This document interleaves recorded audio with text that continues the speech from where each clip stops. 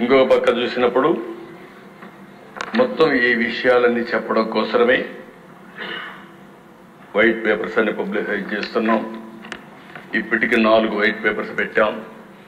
చాలా వరకు వాస్తవాలన్నీ ఇచ్చాం. ఇంకొక 3 వైట్ పేపర్స్ రేపటి నుంచి కూడా హౌస్ లో పెట్టేదానికి మీ పర్మిషన్ అడిగాం. అధ్యక్ష, ఒక్క ల్యాండ్స్ లో 1,75,000 ఎకరాల భూముల్ని ఇష్టానుసారంగా దోచుకునే పరిస్థితికి వచ్చాను. ఇన్నోవేటివ్ గా చేశాను.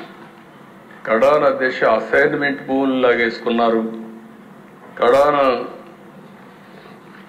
ల్యాండ్ ఎక్విజిషన్ పేరుతో పేదవాళ్ళకి ఇచ్చే ఇంటి జాగాలో కూడా పెద్ద ఎత్తున దోపిడీ జరిగే పరిస్థితి వచ్చింది.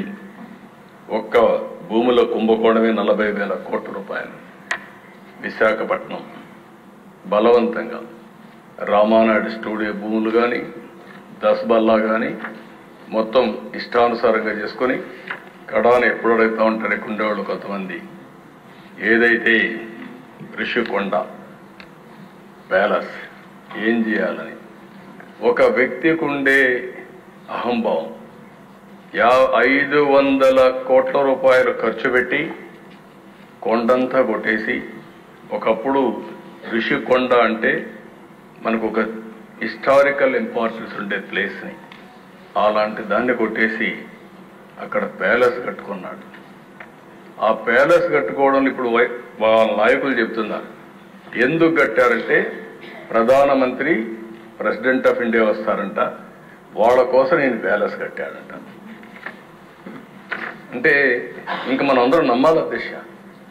అంటే ఈ రాష్ట్రంలో ఎక్కడికి పోతుందో నాకైతే అర్థం కావడం లేదు. శాశ్వతంగా కొంతమంది నాకు వచ్చి చెప్పారు, ఓసారి ఒక్కొక్క వ్యక్తి ఏ విధంగా తలుస్తారు, భగవంతుడు ఏ విధంగా నిర్ణయిస్తాడనేది ఇది ఒక ఉదాహరణ అధ్యక్ష. 500 కోట్ల రూపాయలు టూరిజం డబ్బులు ఖర్చు పెట్టి బ్రహ్మాండంగా మిగిలిన డబ్బులన్నీ డైవర్ట్ చేసి ప్యాలెస్ కడితే అక్కడ కథలుగా చెప్తున్నారు. ఇంకా నేను కూడా మొత్తం డీటెయిల్స్ తెప్పించాలి. ముందు ప్రాధాన్యత క్రమంలో మిగిలిన పనులన్నీ చేస్తున్నాం. ఆ డబ్బులు ఆ ఉండే అందరూ ఒకసారి ఎమ్మెల్యేలు అందరిని తీసుకెళ్ళాలి.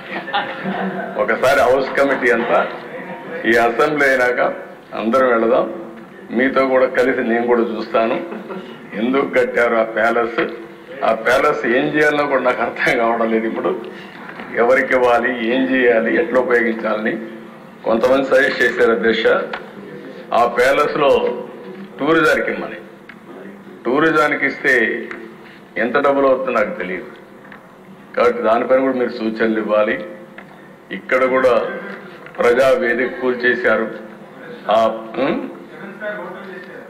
7 స్టార్ హోటల్ దానికి మేనేజ్మెంట్ మీకే ఇస్తాం, ఆ వడ్డీ అయినా వసూలు చేసి మాకు ఇవ్వండి. ప్రజాధనం అది ఎంత డబ్బులు వస్తుందో చూసుకుంటే ఒక 7 స్టార్ 9 స్టార్ హోటల్ కూడా ఏం పనిచేయవు అక్కడ.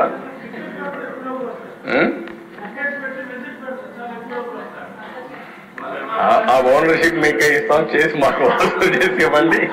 కనీసం దాని మీద పెట్టుబడి అంటే పలక్నమా ప్యాలెస్ కరెక్ట్. పలక్నమా ప్యాలెస్ కూడా కొన్ని రోజులు పెట్టారు, తర్వాత టాటా తీసుకున్నారు. ఎందుకంటే ఓల్డ్ ప్యాలెస్ కాబట్టి. ఏదేమైనా అది కూడా నేనే అప్పట్లో దోహదం చేశాం, ప్రజలకు ఉపయోగపడుతుందని. మీరు కూడా ఆలోచించండి. 2 విషయాలు నాకు సజెషన్స్ ఇచ్చారు. ప్రజావేదిక కూల్చారు, అక్కడ డెబ్రిస్ కూడా తీయలేదు.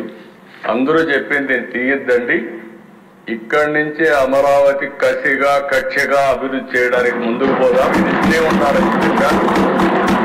తప్పకుండా అట్లే పెట్టడానికి ప్రయత్నం చేస్తాం. ఇది కూడా ఋషికొండ మీద ఉండే ప్యాలెస్ ని ఏం చేయాలో మీరు కూడా ఆలోచించండి. దాన్ని కూడా శాశ్వతంగా మనం ఏం చేయాలో ప్రజలు కూడా పెట్టే పరిస్థితిని చేద్దాం. అంటే దిశ ఇది చూసిన తర్వాత ఒక విద్యుత్ రంగంలో 1,29,000 కోట్ల రూపాయల అప్పులు ఉన్నాయి. ఒక్క మైనింగ్ డిపార్ట్మెంట్ 20,000 కోట్ల రూపాయలు దోచుకున్నారు. ఇసుకే కదా దిశ. కడాన ఇక్కడ ఉండే వాళ్ళందరికీ అనుభవం ఉంటుంది. మెటల్ క్వారీ ఎవడైనా చేసుకుంటే అది కూడా లాగేసుకున్నాను. అంటే దాన్ని కూడా భరించలేకపోయారు. ఎవరైనా సరే ఇసుక దోపిడీ జరుగుతా ఉంది అని రోడ్డు మీదకి వస్తే ఇంటి వద్దనే వాళ్ళందరినీ నిర్బంధించి పోలీస్ కాపలాలు పెట్టే పరిస్థితి వచ్చారు.